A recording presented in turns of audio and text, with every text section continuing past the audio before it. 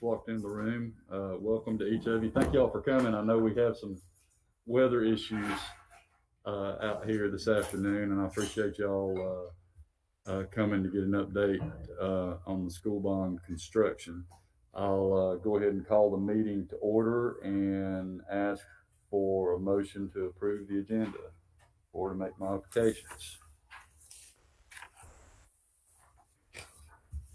This is Tawny. I move we approve the agenda as published. Jason Chapel second.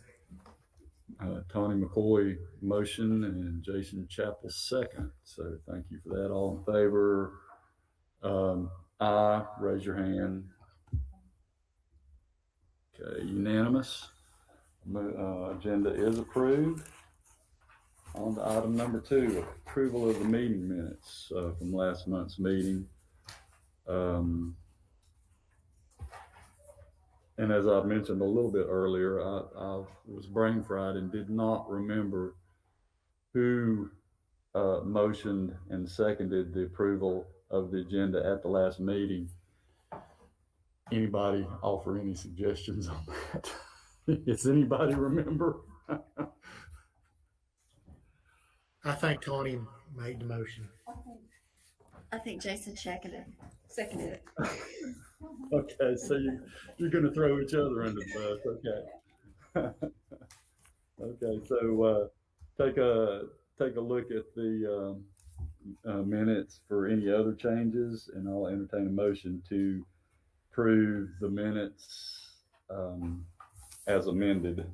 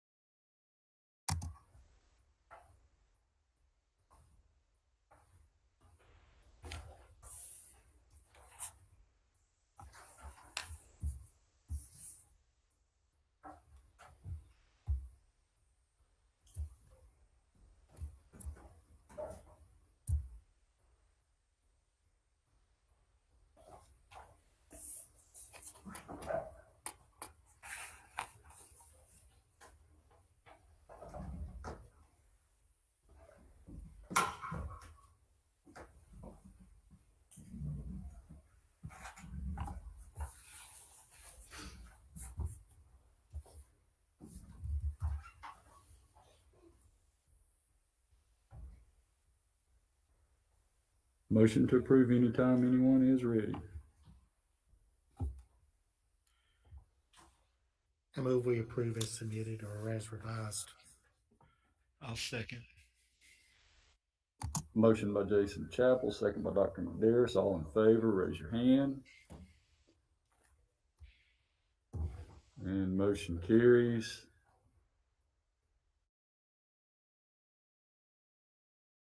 On to our next agenda item, which is a status report. I don't really have anything on paper.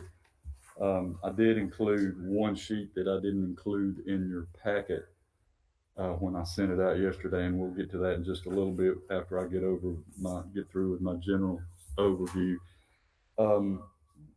Not a whole lot to report from the last status meeting, other than we got 1 week for the March 31st deadline on our construction documents to go to the Department of Insurance. I spoke with Chad Robertson today, and they are still on schedule to send those out to the Department of Insurance. We've actually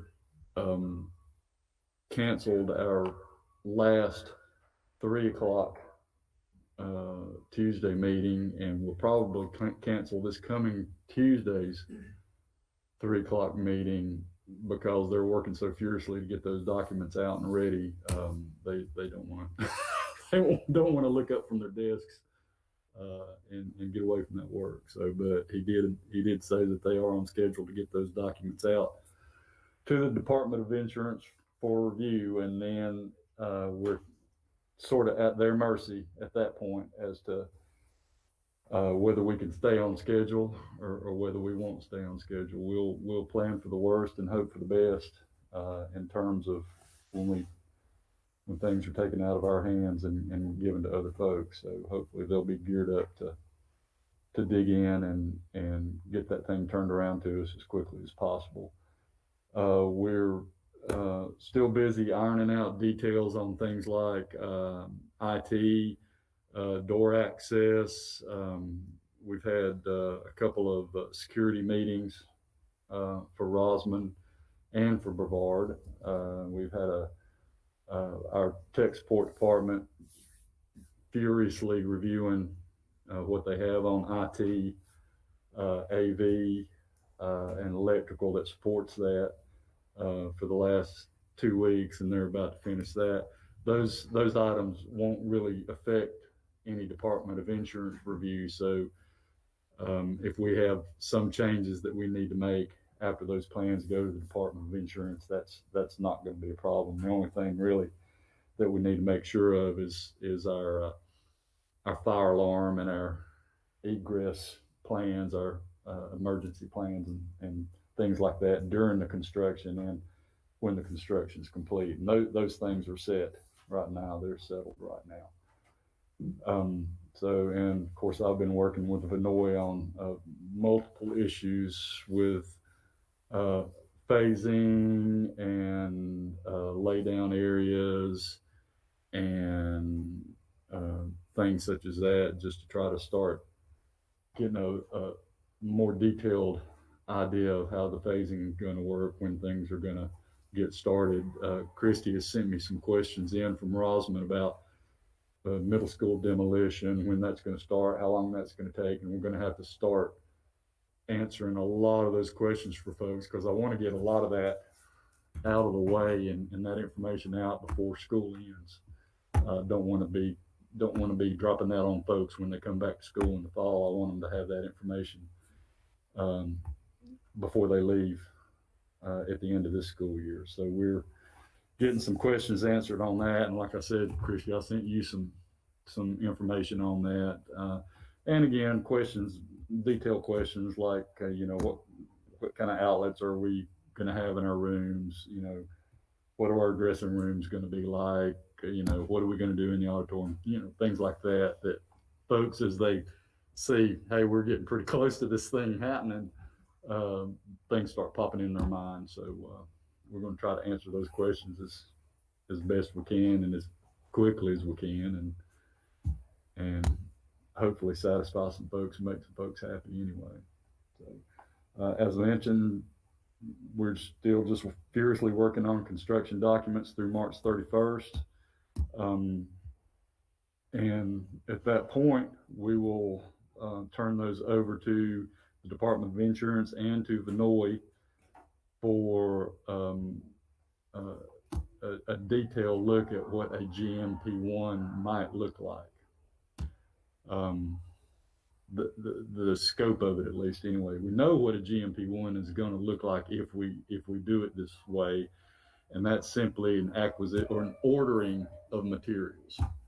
That's not to get any work started or anything like that. It's just to begin the order process for materials that it appears are going to have some really long lead times because of plant shutdowns and the pandemic and so forth. What we're trying to avoid is any delays down the road when we're ready for a material or a piece of equipment or something, and its lead time has been extended 4 weeks and we got to wait a month without it and can't do anything else. Those kind of things, we're trying to eliminate that, avoid that, because we have a tight timeline and we want to get in and get out as quickly as we can to minimize the disruption. So that's, of course, we came to the commissioners meeting a little while back and may or may not have explained that well. I don't know. And this might be a good time to ask you folks if you have any questions about that and what our thinking is along those lines.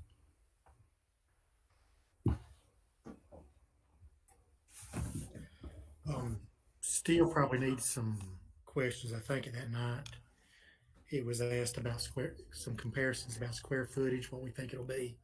So we're still waiting on some answers for that. I have those answers here.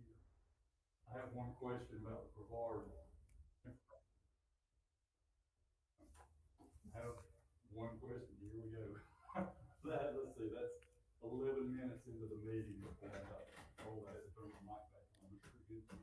It's still not showing, Norris. Okay.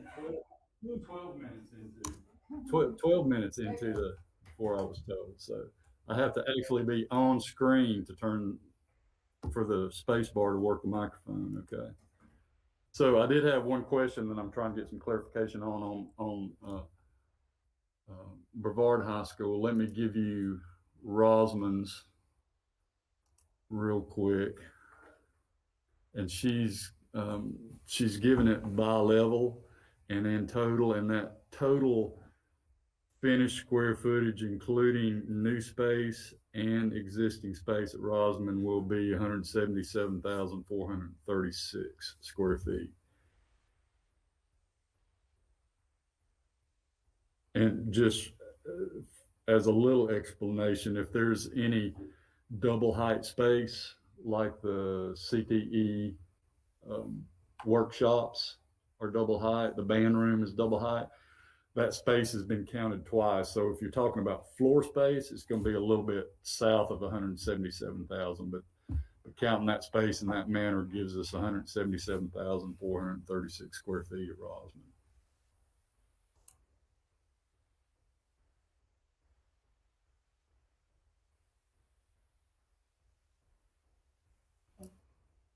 Yeah, I know. Mm-hmm. That math didn't help any either, does it? So can you explain that one more time, the way you come to 177 square feet, 177,000 square feet, Well, and why it's less if you're doing it by floor space? yeah, as an example, and these aren't the real numbers, but let's say your CTE classroom floor space is 10,000 square feet in total. Because it's double height, they're counting that as 20,000 square feet. See what I'm saying? In this count, that's just how their Revit program does it. So do they have use of 20,000 or 10,000? No, the 10,000 would be equal to, if you have a 1,400 square foot house, that 10,000 would be equal to the 1,400 square foot house.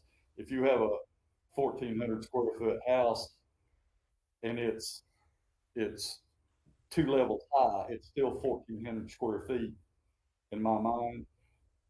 The figures that she gave me though would make that 2,800 square feet. So, I mean, if you want me to back all that stuff out and give you another number, I'll be happy to do that. You're talking standard height Versus double height. Yeah. Yeah.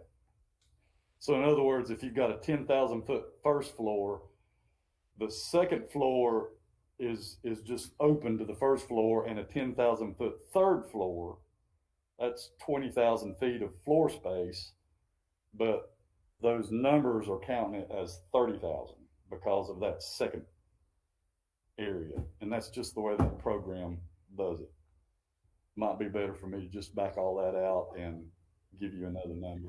I think the question, or where it was coming from, is probably actual usable square footage.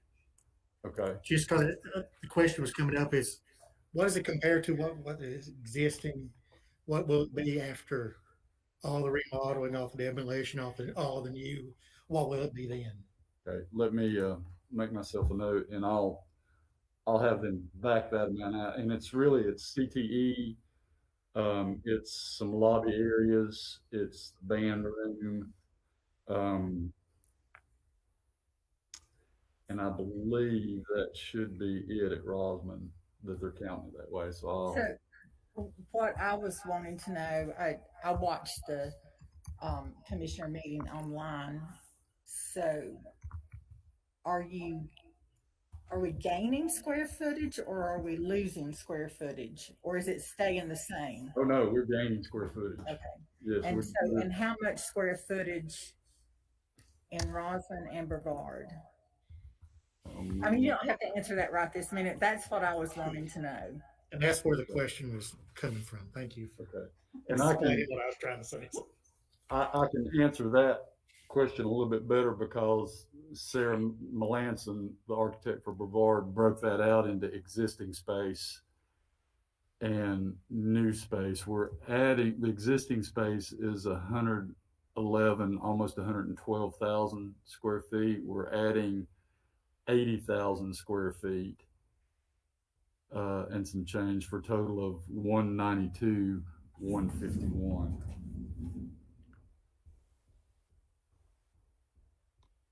And that's at Brevard. And that's at Brevard. And I'll have Angela up at Rosman break hers out the same way. That'll make it easier. Yeah, that's exactly what I Yeah. needed to say. Nothing else. Okay.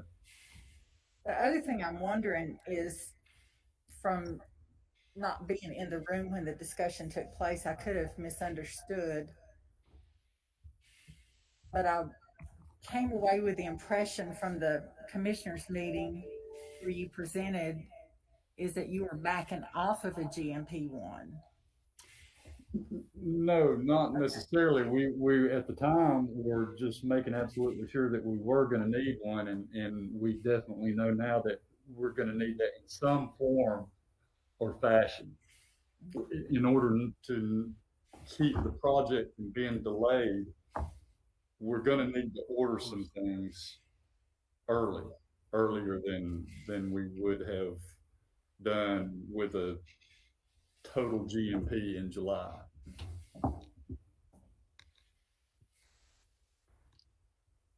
Now, whether that come in the form of the same thing we've been doing now for over a year and just requesting reimbursement out of the county bond reserve, that's fine with me. That doesn't necessarily mean that you folks have to issue bonds any earlier. The main purpose of this is just to get some stuff ordered early so we don't delay the project any.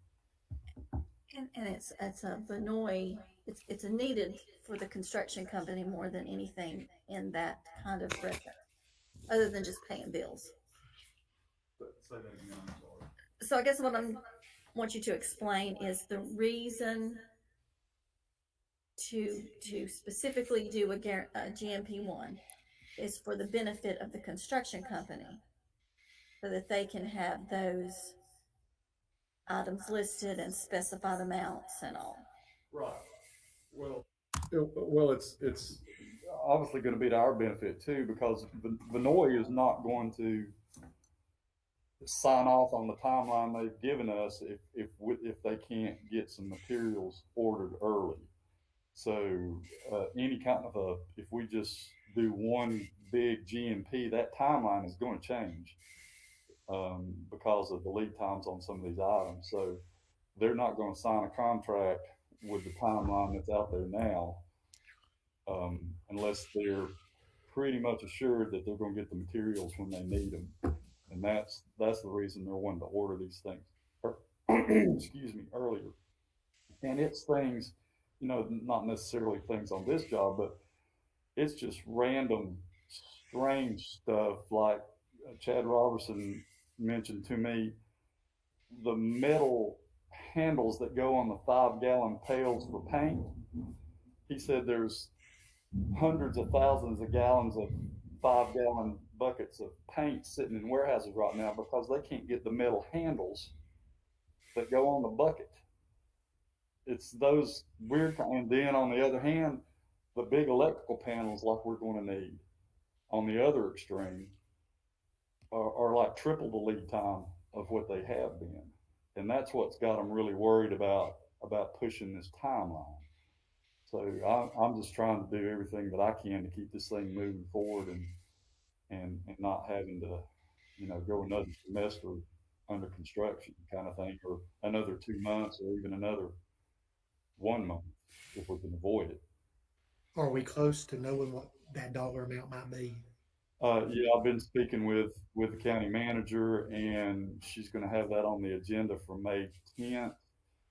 We'll have that information to you by April the 30th, the deadline for getting the information in there.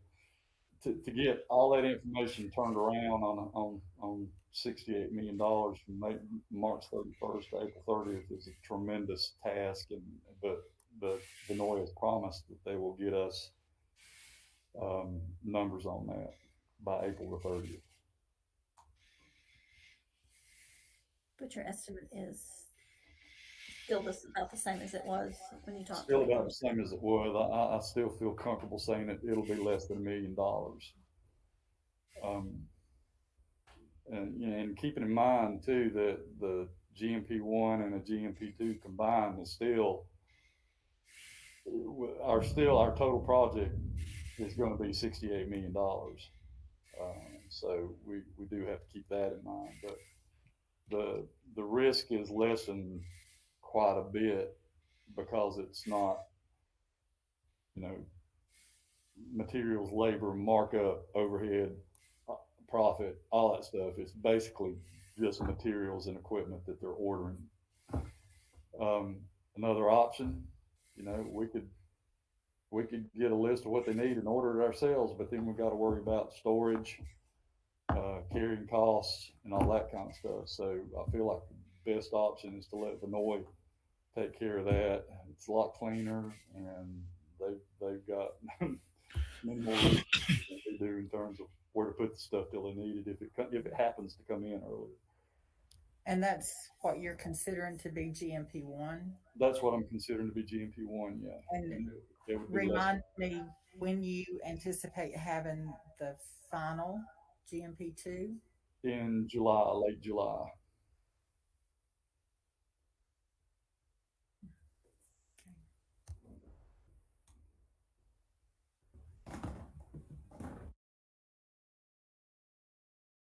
Do you anticipate requesting bonds be sold before you have the GMP2 in hand? I do not anticipate that. Of course, that's your folks' business, but the 6.2 million bond reserve, we spent, I think, $2.3 million so far. I mean, shortly thereafter, because there's going to be a lot of upfront costs with, staging, insurance, performance bonds, all that kind of stuff that they're going to be requesting payment on. So there's going to be a lot of upfront costs, and not very far after that 6.2 million will be eaten up. Of course, again, not my business, but you could reserve some more fund balance and reimburse yourselves just like you did this last round until you're ready to issue the bonds if you want to do that.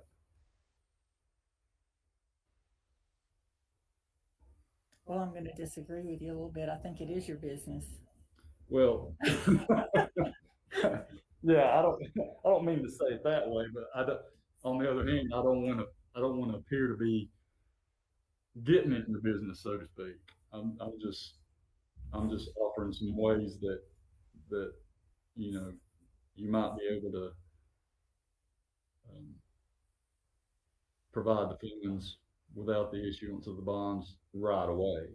But again, county manager has a cash flow estimate. We're going to update that for her by the April 30th deadline too, assuming a GMP1 figure.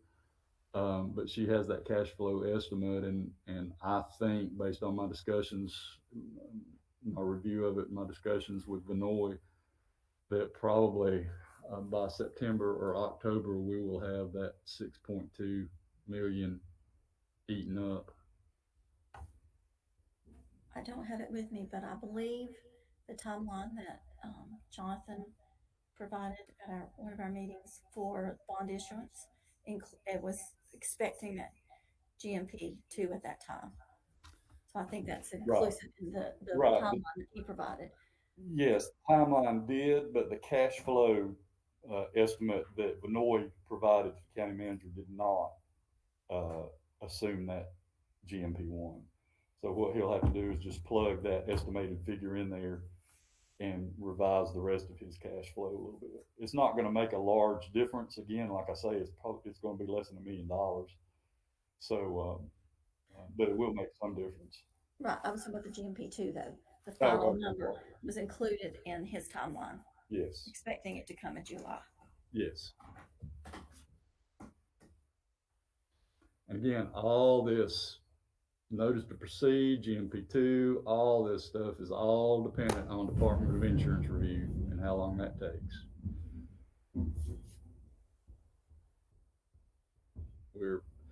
And you know, I get pretty jittery about it sometimes because, you know, there's not a lot of fluff built into either the budget or the timeline, and things have to go pretty well for us to meet both those goals, and we're working as hard as we can to make sure they do. I mean, the last bond issue we had back in 98, 2000, we came in on time and under budget. So I'm going to assume we're going to do the same thing here.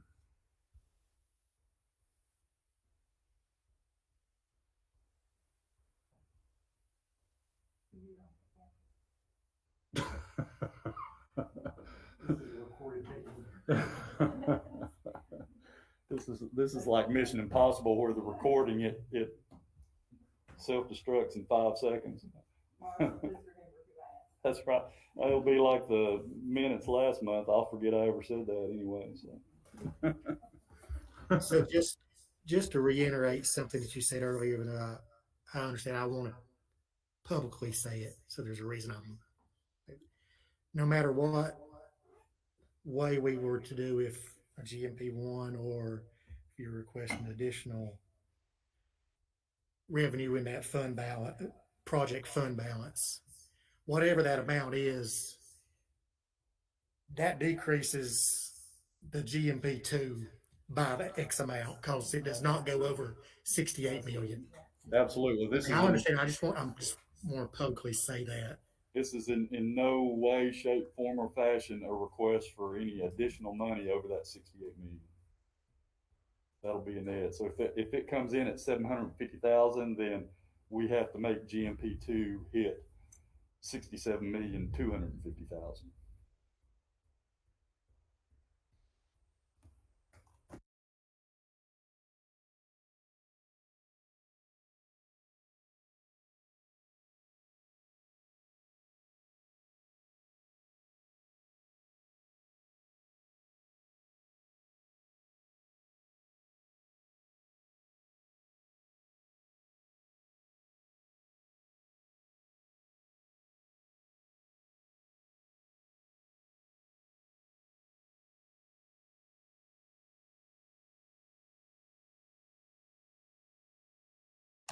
Sorry, my apologies again.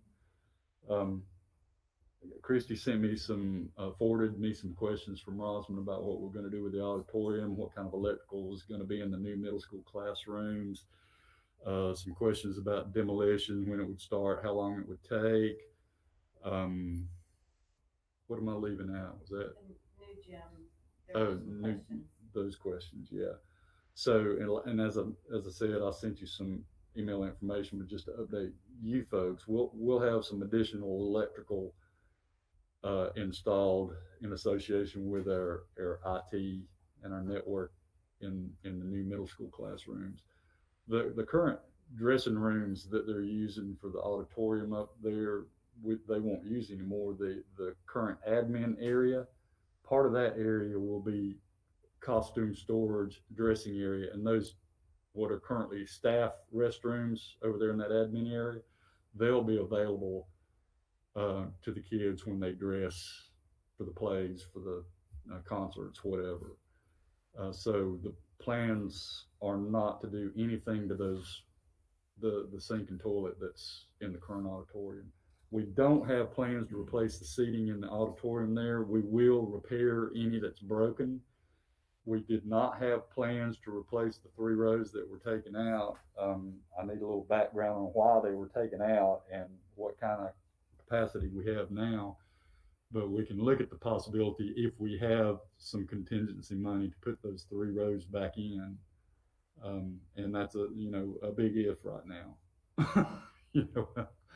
So we can look at putting those 3 rows back in. The Rosman Middle School demolition, assuming we issue a notice to proceed on August 1st, it'll take probably a month to get the construction zones laid out, fenced off, separated from instructional spaces. And their goal is to start demolition by September 1st. And obviously they're going to do everything necessary to protect folks when that demolition occurs. I mean, there'll be some more demolition going on while school's in session over this almost 4-year period. So Vinoy has lots and lots of experience in working on occupied sites, and in particular occupied school campuses. And so they'll do everything they need to do to keep student, staff, and visitors protected. That's slated to take about 4 months to get through the demolition, the cleanup, and the prep work for the new construction. So you're looking at probably 3 to 3.5 months for the actual demolition, and then 2 to 4 weeks for cleaning up and the prep for the new construction to go back in. So by the time you come back from Christmas break, we are looking at that building being gone. If I counted that right, September, October, November, December, yeah. And I believe, Norris, correct me if I'm wrong, but thinking back a little ways, there are on-site managers, project managers who will be in weekly, at least, contact with principals and whoever is designated at each school, so that they're constantly updating the school and students and parents and everybody about what we're going to next, and so that they can be constantly involved in that Absolutely. process. And there is a separate manager at both campuses, so you're not waiting for someone to move from one place to the other, so that can be a constant thing that's going on. Absolutely. To add to your late Dr. Abernathy. So Yeah. And there'll be a project superintendent, project administrator, and there'll be a safety officer. Vinoy has a safety officer that won't be on campus full time, but they'll be there frequently, checking things out, and making sure things are working as planned. And we'll flesh out how often we need to talk to the site safety officers, and I'm sure the SROs will be very heavily involved in those discussions also. So again, Vinoy's got a lot of experience working on school sites, occupied school sites, and they're very, that's one of the reasons we chose them is they're very, very safety conscious. And that's kind of a good segue into this other sheet that I provided you about the Rosman Gym.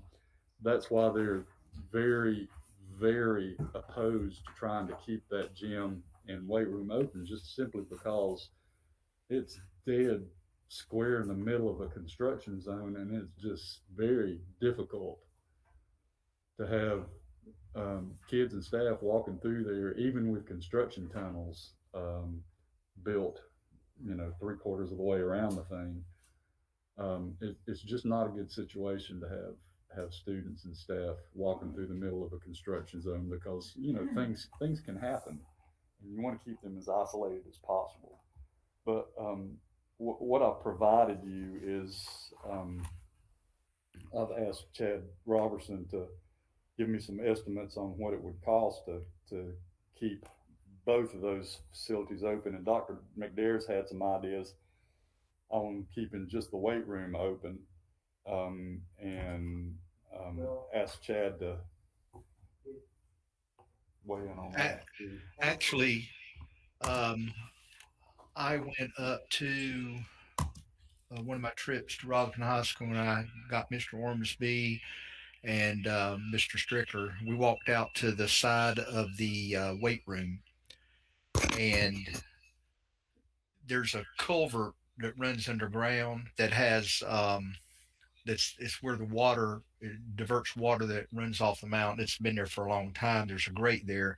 It was the day right after we'd had some heavy rain, so it was running pretty well. So I was asking about how they would relocate that if they had to, because there's an oil tank that has to be buried in the ground there.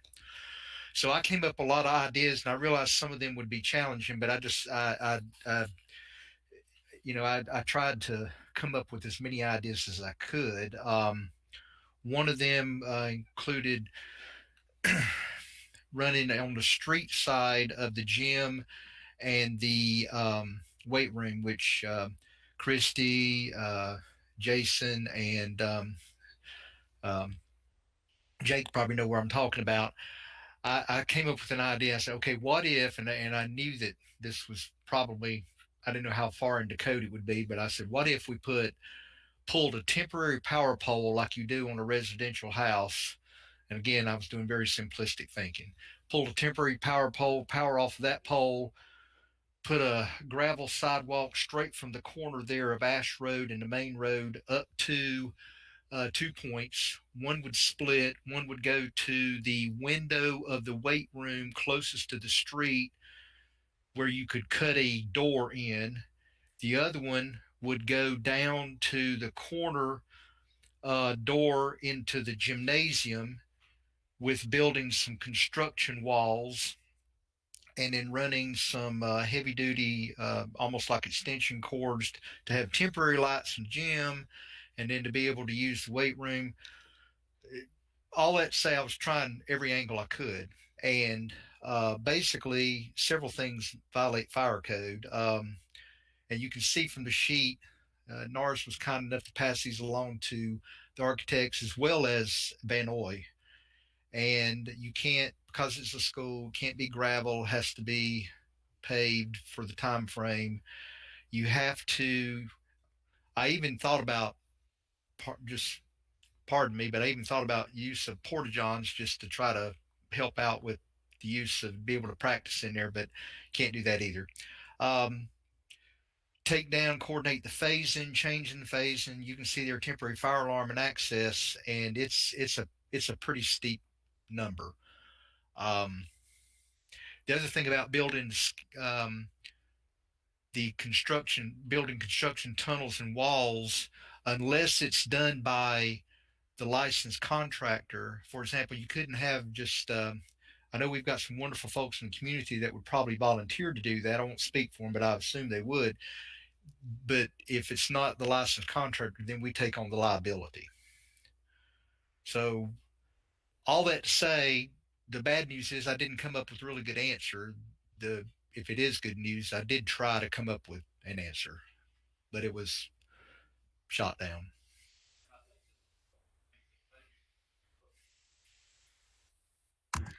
Maybe a couple of things that folks might not understand is number one, there's going to be basically in where the current concession area is, in that whole area in there, that's basically going to be a gut job. I mean, just a complete gut job, tear out and redo. So it's not like you can use the gym, walk through that area, and go to the weight room to use it. That's going to be a high traffic construction area for almost the entire period. Number two, I don't think folks understand that there's really no such thing as a temporary condition when it comes to spaces occupied by students.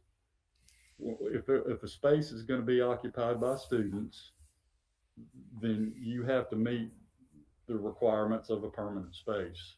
I mean, that's just the bottom line. So,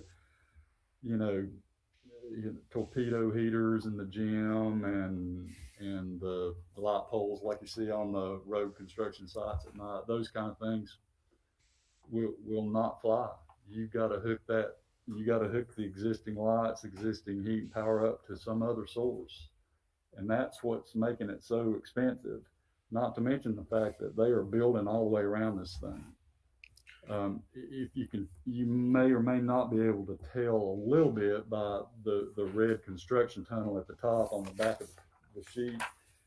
And then that next dark line, the thick line above it, that's the new building. That's how much space they have to work with right now. You add a construction tunnel to that, that's even less space for them to work. And the less space, the more confined the space, the more dangerous it becomes and the more likely something's going to happen, or something may happen anyway. And I'm just real concerned about kids going in and out of that space, especially, not necessarily during the day, but practices. When a coach and an assistant coach is with their team, and then 5 other kids from the JV team that are practicing next are coming in from somewhere else or whatever, they're not always going to be supervised. And even during the school day, they may not sometimes be supervised. And that's what really worries me the most about it. We did do some comparisons just because we're continuing to look at some other options, and even today, Mr. Barger was working on one option that may be promising for another location temporarily.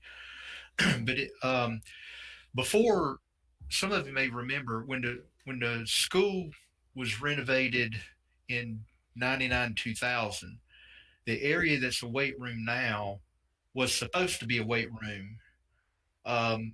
Coach Fox preferred the weight room to be down in the field house, as most coaches do. And so they had a weight room down in the field house, and it ended up being 2 classrooms, Mr. Whitman and Tammy Hall. About the time of Mr. Whitman's last year's coach, they decided to make it into a weight room again, around 2016, I believe. It still had a wall between, but that ended up being taken out a year or 2 after that. Long story short, the Fieldhouse weight room, so Rosman in a sense has 2 weight rooms right now. The Fieldhouse weight room had a small office area added a few years ago because the trainer was walking through the dressing room, which it's a female trainer, and that was not a good idea. So it's temporary. And again, some of these things are not the greatest thing in the world, but it's temporary. That little office is just a small thing that was built. It can be taken back out, and the trainer could operate out of the coach's office. Now, the weight room itself, without that little office area, if you went back to the original, is approximately 1,084 square feet. The weight room at Brevard, well, it's really their only weight room. Their weight room at Brevard is 1,687 square feet. However, what Mr. Barger was kind enough to do, run some numbers. Brevard right now, if you just look in terms of the football players, which I know they're not the only ones that lift weights. I understand that. You have other classes, but when you tend to have all the football players lifting at the same time. Brevard has 34 JV and 34 varsity football players. That's roughly about 24.8 square feet per player. Rosman has 26 JV and 17 varsity football players currently, which is about 25.2 square feet per player, which is very, very comparable. Actually, it's slightly bigger, but very comparable. So we've been trying to look at all those types of things. The concern of the weights at Rosman in their weight room is that there would be rusting and all of that. And so Mr. Barger's been working on an option to maybe relocate those, possibly. He was working on that today, because we certainly don't want that to happen. In terms of the weight room, though, if that can be satisfied, it's not, I mean, everybody wants a new weight room. I get that. As somebody that works out, Miss McCall has a family member that operates one of my favorite facilities, and I'm in there frequently. And so I love a nice, clean weight room with modern equipment. There's no question. But we're talking about a temporary time frame, and there will be the ability to lift weights, and we certainly don't want anything to rust out. So anything that would be moved out of there, we certainly would be able to put back in. The flooring we think will be fine. We're very sure of that. We're just concerned about the weights itself. I don't know if I'm answering enough questions, but we are working on that to try to come up with whatever we can. The flooring, as in the gym flooring, would be okay because I know that was a concern about with not heat going in. Yeah, the gym floor is an interesting question that we've gotten. There's first of all, the gym's never been air conditioned, so it's humid. It's humid. I know. I know. The last year we had graduation in there, I lost about 30 pounds during graduation, but it was 150 degrees in there. But it's never been air conditioned, and it is in a humid. We have a humid climate in Transylvania County, so it's really never been. It's never been dried out in the summers anyway. We've never encountered any warpage or anything. Um,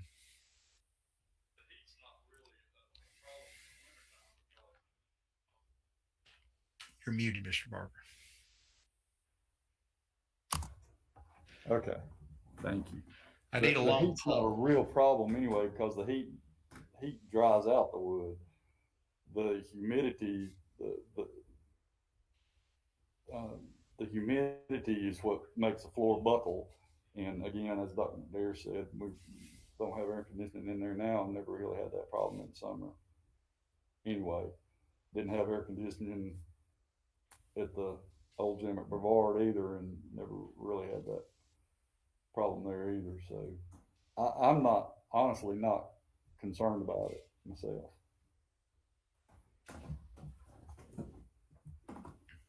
And what you're working on now, and I know I guess you're still working on it from what you were saying, but looking like you might be able to relocate, at least store the new equipment, because that has been a major concern of individuals that donated a lot of money. I mean, Right. We certainly want to protect that equipment. We think we may have a good option in the works. Yeah, we're looking at, and just preliminary, but we're looking at a place to use the new equipment, not just store it. that was storing would be another option if we had to, but we'd like to use it too to the benefit of the kids. and that was my next question. So thank you.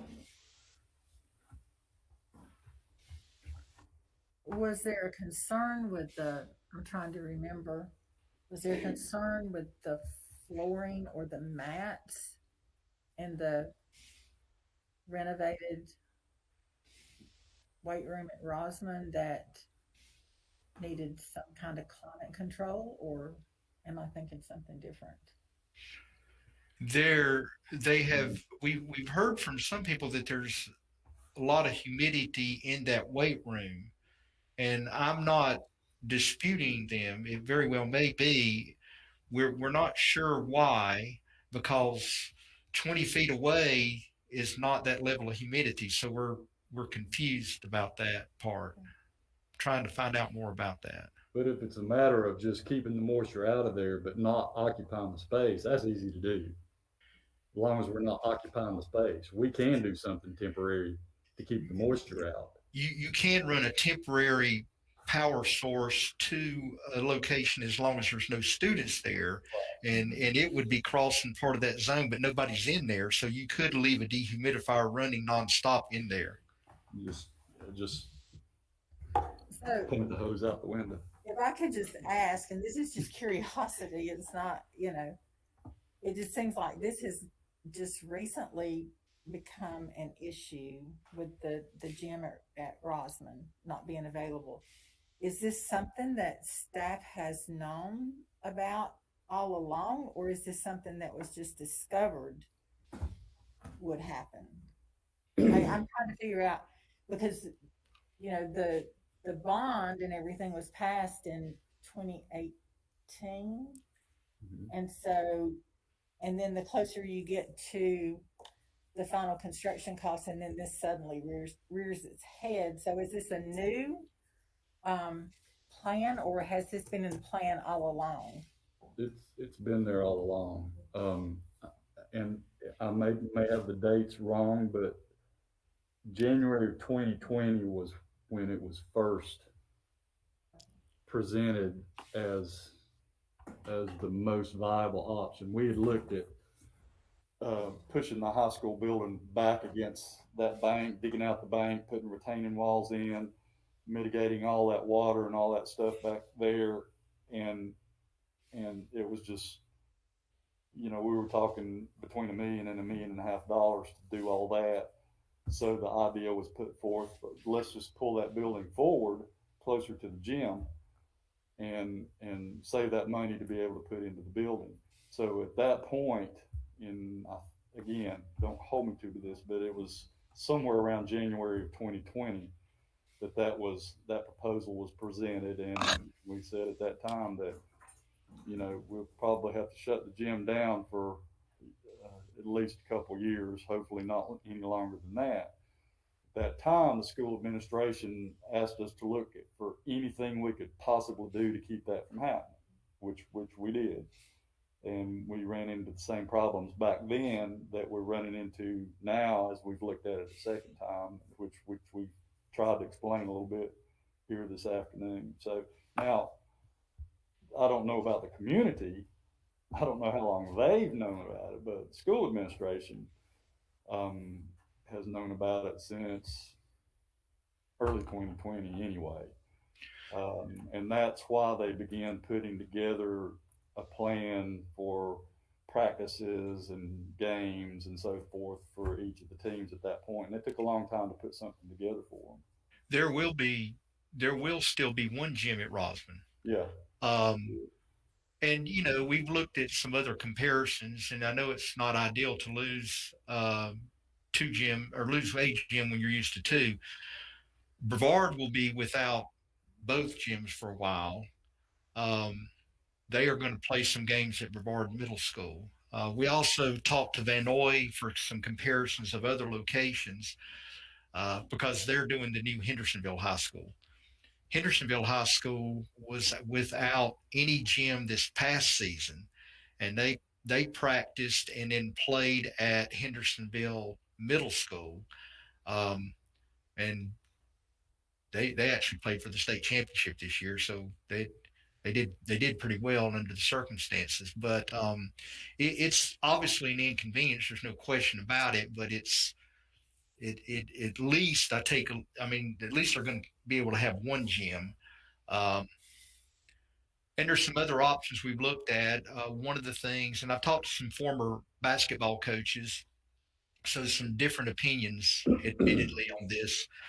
Uh, there, you can use, if you wanted to, on a schedule, you could utilize, for example, TC Henderson. Now, it's not as long a court as a regulation court, but I was talking to Packy Chapman today and yesterday and some other former Rosman athletes, and Mr. Raines may remember back when they did the last construction, they had to do some pretty creative things on where they practiced and did some different things then.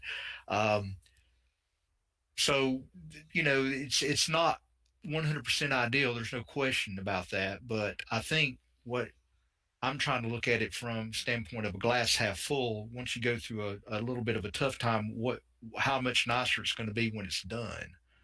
And I've talked to several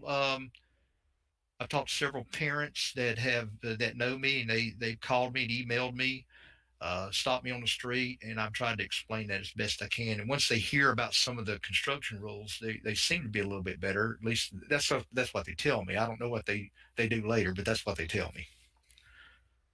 Speaking of parents, just a quick question. What were some of the parent concerns about that you've been hearing from? Are they just upset like the gym is closed? They were upset. Specific reasons for it? some of it's based on, I think, some false information. Two parents I talked to thought that they were not going to be able to play any games at Rosman, and that's not true. They can play in the old gym. Um, Jokingly, I almost want to call it the Army Dome because I know that's they kind of nicknamed it that for a while, but that's not the real gym. But they didn't realize they were going to be playing gym because some of them had played in that gym back when many years ago. So I think that was a misconception that a lot of people have or had, and maybe I've corrected that. I don't know if it's still out there. The other misconception was not being able to have a practice place. Some of the practice arrangements may not be ideal because they're building a schedule, but we're going to try to accommodate everyone's practice. Mr. Ormsby has worked out a pretty good schedule. The wrestling at one time, this is interesting too, because he also had the Rosman Elementary Gym up there. Again, it's not a full size gym, but it's a pretty nice court. They use that for wrestling practice now, but for many, many years, they did wrestling practice in the cafeteria at Rosman. So it's, again, it's not ideal, but we've tried to look at every possible scenario that we can, and we want it to go quickly. But there's going to be a time frame where it's going to be a little bit of a challenge. You may have a different take on it, Dr. McDarris, but it seems like the concerns that I have heard have been more about the weight room than the gym. And we still have a possibility of working something out on that weight room. So, With that, some form or fashion. do you know when you might have more details on that? I know you're working on a lot of different avenues, and I know that from the first question somebody asked me. So, Well, we were tasked with bringing some options to the Board of Education at their next meeting, and that's April 19th. Is it the 19th? So April 19th, we'll present some options and dump it in their lap and say, here you go. And I just Y'all want don't know that feeling, do you?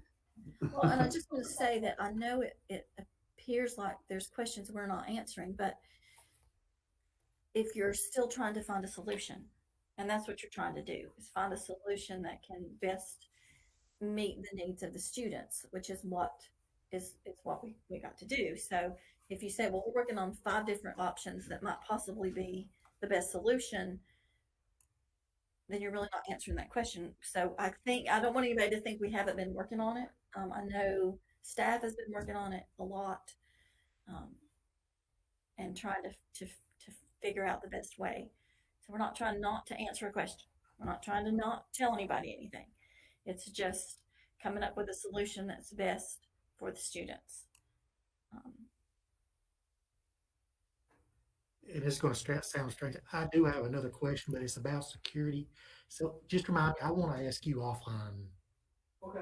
Because it's not something I want to previous knowledge, I guess. I just want to ask. So just if you wouldn't run off after our meeting, I'll live.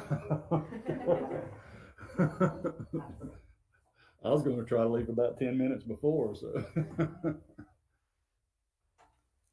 Can I ask another question? Sure. Not Rosman. I know we've spent a lot of time, talking about Rosman, the gym and the weight room, because that's where we're getting a lot of questions. And sometimes those questions are coming both to commissioners and Board of Education. But the Brevard High School gym situation, I knew that the old gym the plans were to tear it down. So I'm not sure that I knew that Brevard High School would be without a gym for a period of time. And that's the old gym is going to be on roughly the same schedule as the middle school demo. Probably start September 1, be finished by the time the kids come back second semester. But the new gym is one of the reasons why we started looking at a possible GMP1, because there are items that we need to get online there and online quickly to get that gym back up by November the 1st. That if that's delayed, that's just, So that's you're just, talking about a short period of time Mhm. that a gym would not be available. So, Dr. Abernathy, is the staff okay? I mean, are they on board with not Well, having a gym, or are there concerns that luckily, I think for a big part of the semester, PE can be outside. Weight training can be in the field house. And we have contingency plans for inclement weather. So we're going to work through it. It's not ideal, but we're definitely working on the plan for that, and it'll we'll get through it.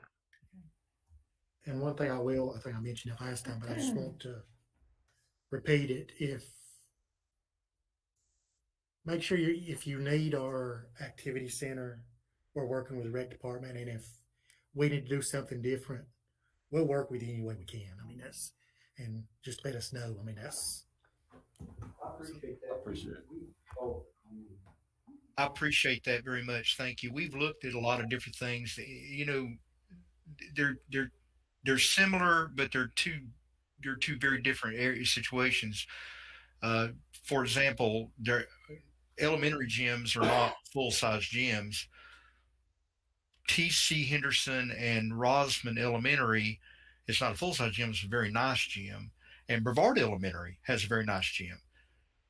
Pisgah Forest doesn't really have a gym. It's more of an activity room. So we've looked at every place, but the good thing about Pisgah Forest and Brevard, the rec center's right there, and so um, we've got some options. Brevard College may be an option to work with us too. So um, we're looking at everything. So thank you for that.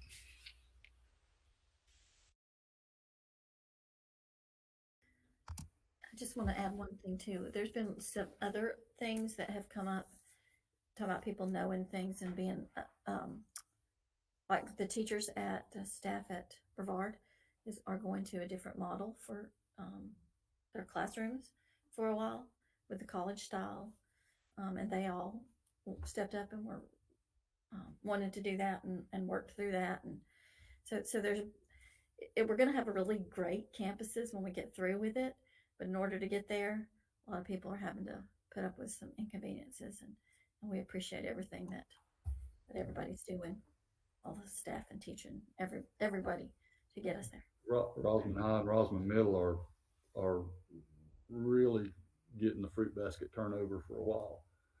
Um, and, and I mean, I appreciate it. It's a little more short-term pain to get done quicker and have something really nice when you're done.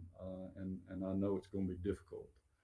And I know I'm going to have to say that 100,000 times between now and the finish, but I appreciate you folks being willing to sacrifice some and put up with that, and especially the students, because there's some students that are going to be going through this that will never get to see the results of it, or never get to benefit from the results of it. And those folks are the ones that I really appreciate going through this.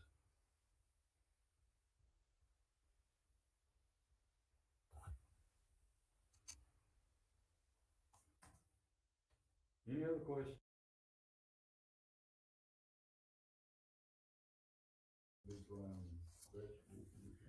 just one other, and I'm sorry if I've monopolized things tonight. That was not my intent, I promise.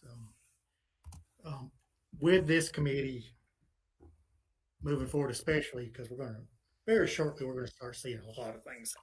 Absolutely.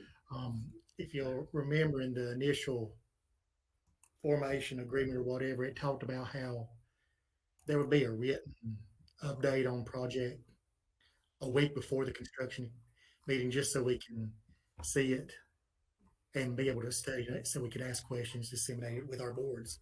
Probably need to do that.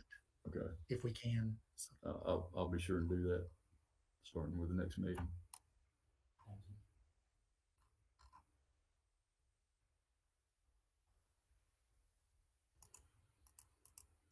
Anything else? Any items from members?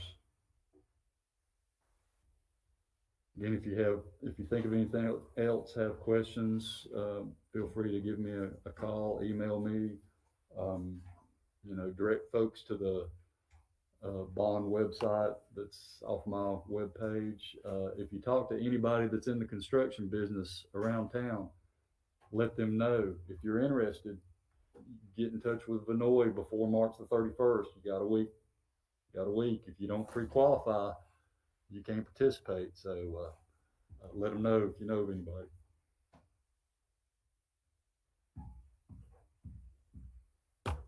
Motion to adjourn. So moved. Tony, so moved. Motion by Tony, second by Jason. All in favor, shut your computers down and go home. Except for Jeff and I and Jason.